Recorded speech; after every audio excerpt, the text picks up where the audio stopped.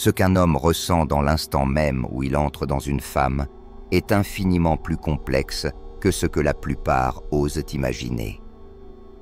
Pendant des années, l'intimité a été réduite à quelque chose de purement physique, un simple échange de désirs et de soulagement. Pourtant, la psychologie jungienne nous rappelle que rien dans le cœur humain n'est aussi simple. Dans ces instants silencieux vit une tempête d'émotions que les hommes avouent rarement, ni à leurs partenaires, ni à leurs amis, parfois même pas à eux-mêmes.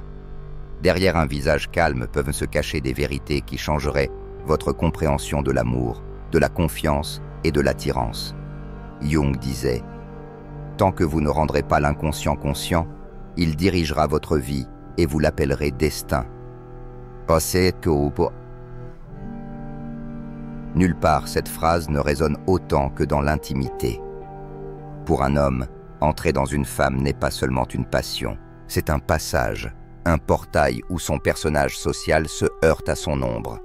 Les archétypes de l'amant, de l'enfant et du guerrier se réveillent en lui, agitant vulnérabilité, peur et désir profond. C'est pourquoi l'intimité éveille si souvent des contradictions, tendresse et hésitation, passion et retrait, proximité et silence. Le premier niveau caché de cette expérience, c'est le paradoxe entre puissance et vulnérabilité. La toute première chose qu'un homme ressent lorsqu'il entre dans une femme, c'est une poussée de puissance entremêlée à une profonde fragilité, comme si deux courants opposés le traversaient en même temps.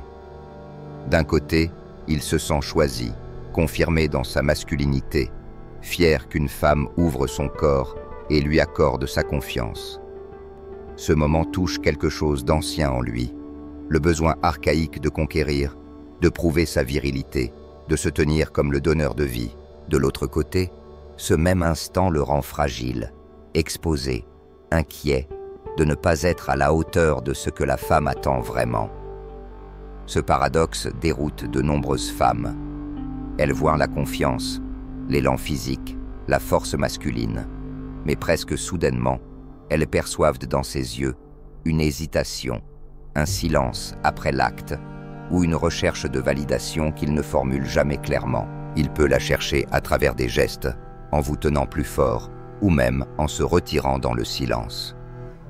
La question secrète qu'il porte est « Suis-je suffisant? L'ai-je satisfaite? Me désirera-t-elle encore demain ?» Ce ne sont pas des doutes immatures, ce sont des ombres intimes que les hommes n'avouent jamais. La psychologie jungienne éclaire ce mécanisme, le masque qu'il porte en société, confiance, assurance, domination, entre en collision avec son ombre, la peur cachée de l'échec, du rejet, de l'impuissance. L'archétype de l'amant se sent victorieux, vivant, fier d'être désiré. Celui de l'enfant tremble, cherchant un refuge, une caresse rassurante. Celui du guerrier résiste, veut maîtriser, contrôler l'instant, même s'il est envahi par le doute. Ce conflit intérieur est la source de nombreuses contradictions dans la sexualité masculine. Chez certains hommes, la peur de ne pas être assez bon est camouflée sous une couche de bravade. Ils exagèrent leur performance, adoptent une attitude dominante, voire se vantent après l'acte.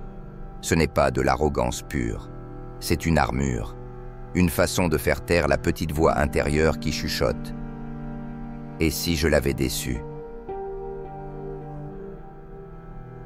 Chez d'autres hommes, cette même expérience les rend vulnérables de manière sincère. Ils s'adoucissent, leur regard devient plus profond, ils cherchent une proximité au-delà de l'acte physique. Cet homme-là prend le risque d'être vu, et pour cela, il peut devenir un amant plus connecté, plus humain. Beaucoup de femmes se demandent « Pourquoi semble-t-il distant après l'amour ?» ou « Pourquoi me serre-t-il plus fort que d'habitude ?» La réponse réside dans cette danse subtile entre puissance et fragilité. Si la peur l'envahit, il se retirera pour reconstruire son masque de confiance. Mais s'il se sent en sécurité auprès de vous, il s'ouvrira, cherchant une validation non pas dans l'ego, mais dans la connexion sincère. Jung disait « Ce que vous résistez persiste. Si un homme résiste à sa propre vulnérabilité, elle revient comme un boomerang, souvent sous forme de projection. Il peut vous accuser de le juger, dire que vous êtes difficile, alors qu'en vérité, c'est son propre critique intérieure qui l'épuise. Mais s'il accepte à la fois sa fierté et sa peur, sa puissance et sa tendresse, il fait un pas vers l'individuation. Ce processus que Jung considérait comme la voie vers l'être entier, authentique, capable d'aimer sans masque.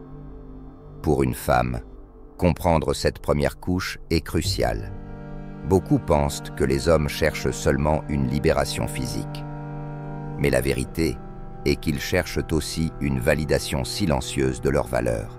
Pas seulement par des mots flatteurs, mais par votre acceptation de leur totalité, force et fragilité mêlées. Si vous rejetez sa vulnérabilité, il se fermera. Si vous exigez une démonstration constante de sa puissance, il risque de s'effondrer sous le poids de vos attentes. Mais si vous voyez que sa masculinité contient à la fois la force et la peur, la fierté et le doute, vous ouvrez l'espace à une intimité à la fois passionnée et émotionnellement sûre. Voilà pourquoi cette première couche est si cruciale. Un homme se sent fier parce qu'il a été choisi, mais aussi fragile parce qu'il craint de ne pas avoir été assez. Cette tension est le cœur de ce qu'il vit, même s'il n'en parle jamais. Si la première couche est celle de la puissance mêlée à la vulnérabilité, la deuxième est celle de la validation. Pour de nombreux hommes, l'acte d'entrer dans une femme est inconsciemment vécu comme une preuve de valeur. Cela confirme qu'ils sont désirables, choisis, suffisants. Ce moment agit comme un verdict silencieux. Ils comptent, ils existent. Leur masculinité est validée d'une manière que le monde extérieur leur refuse souvent. Et pourtant, voilà le paradoxe que Jung aurait immédiatement soulevé. Si cette validation repose uniquement sur l'acte en lui-même, elle ne satisfait jamais vraiment. Dans ces instants, un homme ne regarde pas seulement ce qu'il ressent. Il scrute la réaction de sa partenaire, le rythme de son souffle, le soupir du plaisir, la tendresse d'un regard. Tous ces signes deviennent les témoins silencieux de sa valeur. Quand son corps se détend, quand ses yeux s'adoucissent, il se sent accepté, rassuré. Mais lorsqu'elle semble distraite, absente ou immobile, il peut sombrer dans un abîme intérieur, doutant de lui-même, persuadé d'avoir échoué à un test invisible. La psychologie jungienne montre que le désir masculin n'est pas toujours un choix rationnel. Il est souvent guidé par l'inconscient. L'homme est tiraillé entre ses archétypes. L'amant réclame l'extase, le héros cherche la victoire, tandis que l'ombre chuchote sans cesse. « Tu n'es pas assez ». La réaction de la femme devient alors bien plus qu'une simple réponse physique. Elle devient un miroir, un reflet de sa fierté comme de ses peurs. C'est là que les malentendus commencent. Certains croient que le désir masculin est purement biologique, mais Jung nous montre que la biologie ne suffit pas à expliquer la soif profonde de validation. Dans l'intimité, les conflits refoulés refont surface. L'homme se demande: suis-je un conquérant ou un enfant en quête d'approbation? Il se pense maître de l'instant, mais en réalité, il cherche inconsciemment une preuve de sa valeur. Et s'il fonde cette valeur uniquement sur ce moment, il entre dans une spirale. Il cherchera partenaire après partenaire, non pas par désir pur, mais pour apaiser une blessure qu'il n'a jamais regardée en face.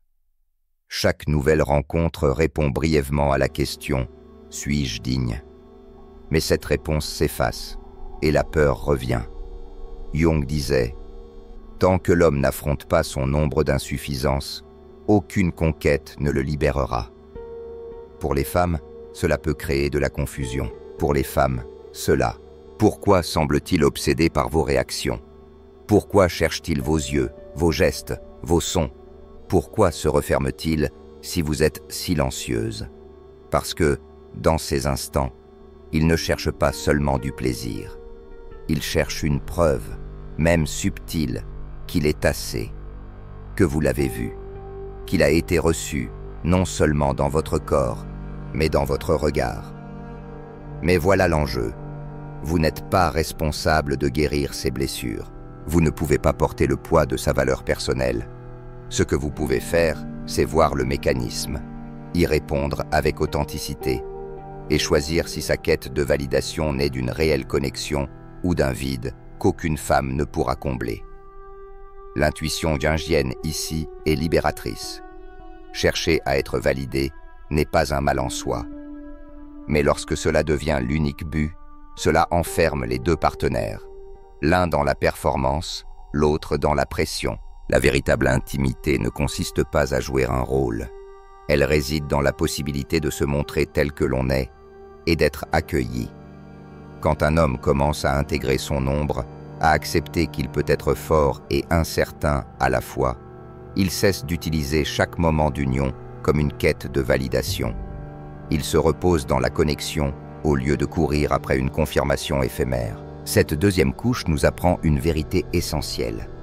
L'intimité devient dangereuse lorsqu'elle est réduite à une preuve de valeur.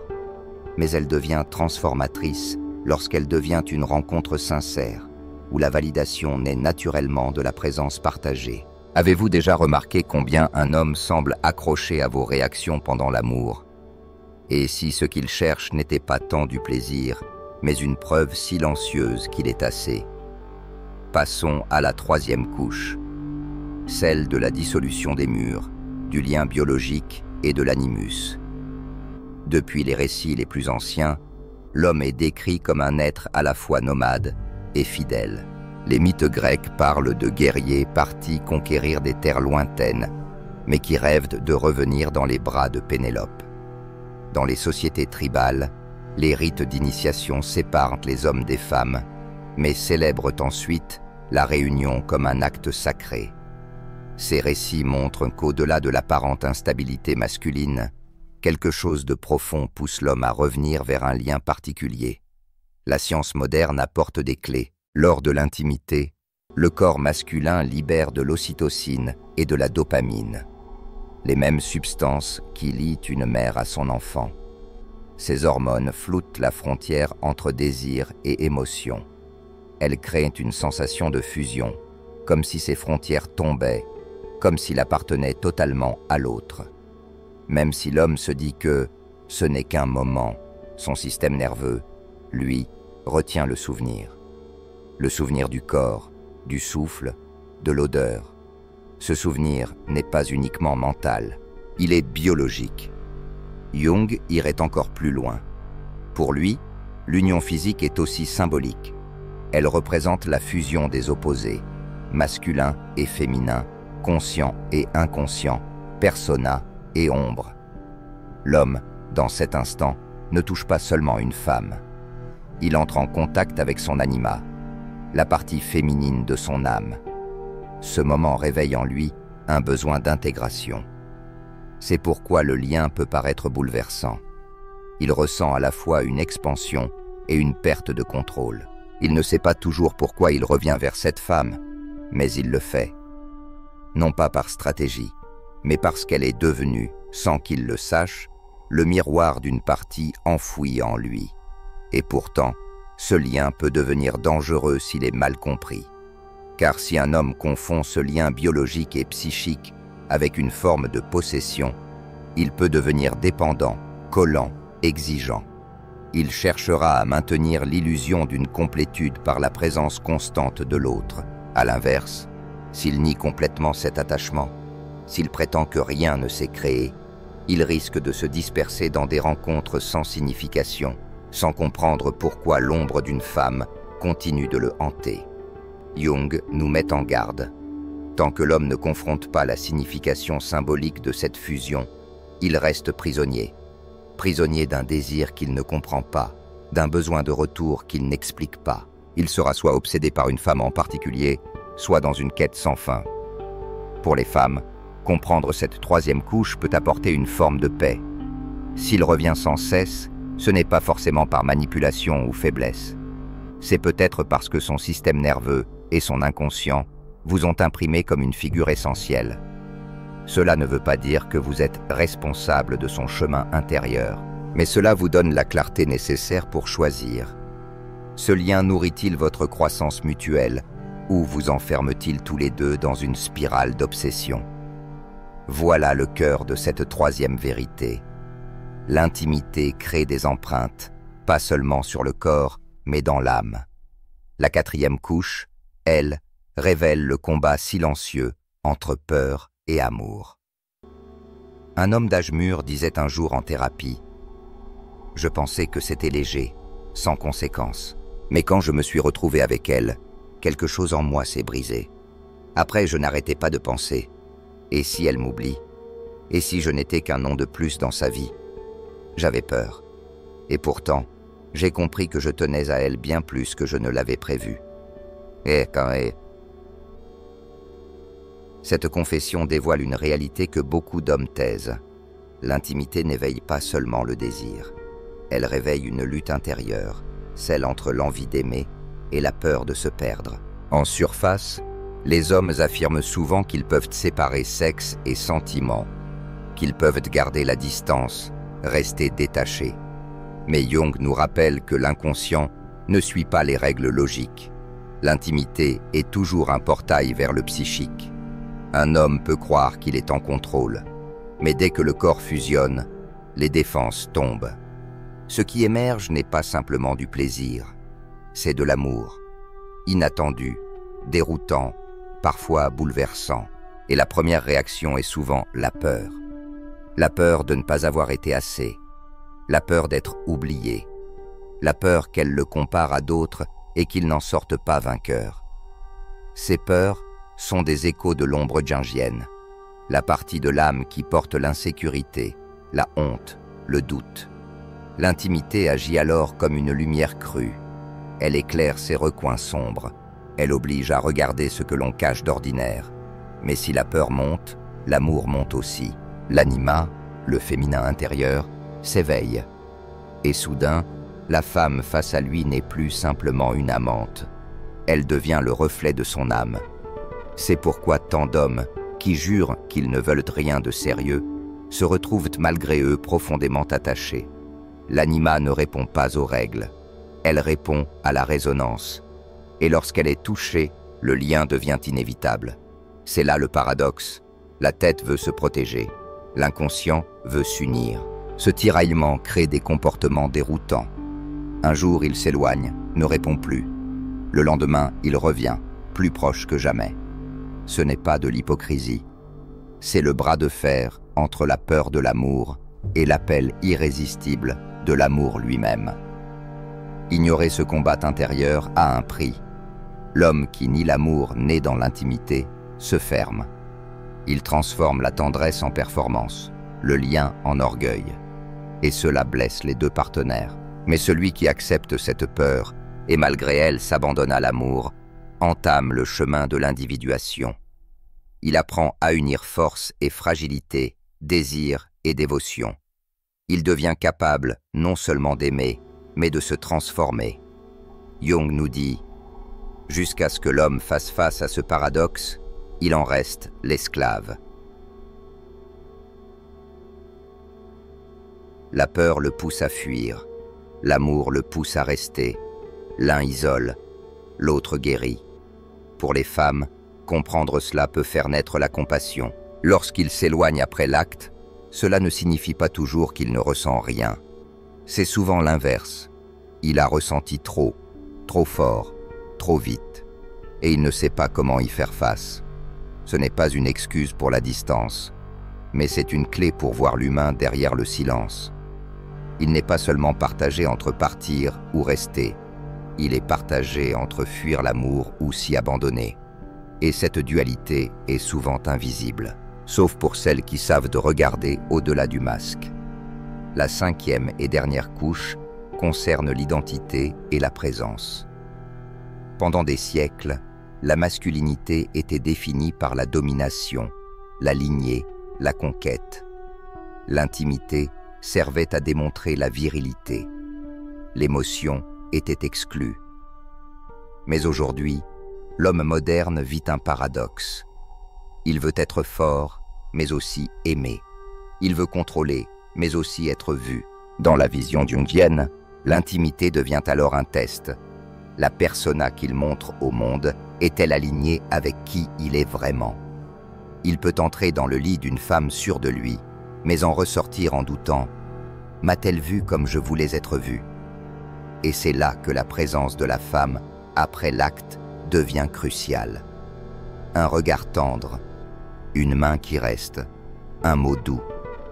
Ces gestes semblent simples, mais ils sculptent profondément la perception que l'homme a de lui-même. À l'inverse, l'indifférence, la froideur ou la distance peuvent le blesser, réveiller l'ombre, l'angoisse, la honte. Ce n'est pas que vous soyez responsable de son estime, mais votre présence a un poids immense, car l'intimité ne s'arrête pas lorsque les corps se séparent. Elle continue, elle agit, elle transforme ou elle brise. Jung parlait de la rencontre des archétypes. Si la femme incarne l'anima nourricière, elle aide l'homme à intégrer sa vulnérabilité. Si elle rejette, elle réveille l'ombre. L'ancien monde disait « ne ressens pas ». Le nouveau monde dit « ressens, mais ne t'effondre pas ». L'homme peut choisir deux extrêmes, s'appuyer totalement sur la réaction de la femme et devenir dépendant, ou l'ignorer totalement et devenir froid, vide. Jung propose une autre voie, intégrer la présence de l'autre, mais ancrer son identité en lui-même. Pour les femmes, cela révèle une puissance silencieuse. Leur simple présence après l'amour façonne l'homme, non pas en tant que responsabilité, mais en tant qu'influence. Car l'intimité, à ce niveau, ne laisse personne intact. Elle reconfigure l'âme, elle redéfinit la vérité de chacun. Et dans cette redéfinition, l'homme peut soit se rapprocher de lui-même, soit fuir plus loin dans son masque. Jung nous rappelle que le vrai défi, c'est d'accepter ce miroir qu'offre l'intimité et d'y voir non pas un jugement, mais une invitation à devenir entier.